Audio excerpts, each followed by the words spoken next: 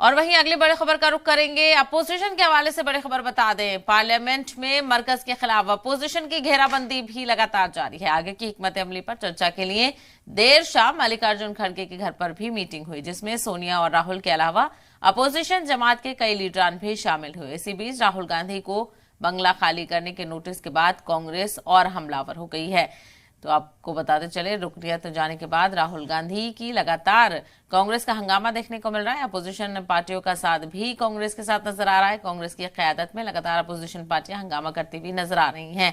तो एक तरफ जेपीसी की मांग तो दूसरी तरफ राहुल गांधी की सदस्यता जाने को लेकर हंगामा देखने को मिल रहा है। और अब राहुल गांधी को बंगला खाली करने के नोटिस के बाद कांग्रेस और हमलावर हो गई है।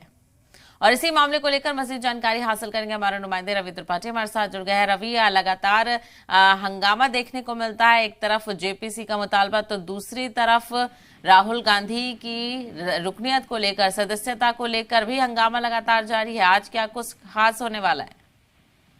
नहीं, देखिए, अगर विपक्ष की बात कहें तो लगातार मुद्दा विपक्ष के हाथ मिल रहा है। पहले आप जेपीसी का मुद्दा था जिसको लेकर विपक्ष हंगामा कर रहा था अडानी के मसले पर, और उसके बाद राहुल गांधी की सदस्यता का मुद्दा उनके हाथ लगा, जो भी बड़ा मुद्दा है।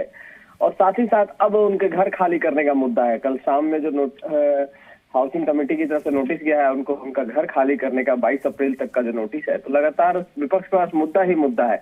और सदन आप चल नहीं पा रहा, आप देख रहे हैं कि लगातार सदन वॉश आउट हो रहा है। सिर्फ और सिर्फ फाइनेंस बिल पास हो पाया। सरकार अपना जो बिजनेस है किसी न किसी तरीके से करा ले रही है, हंगामे के बीच भी उनका बिजनेस हो जा रहा है।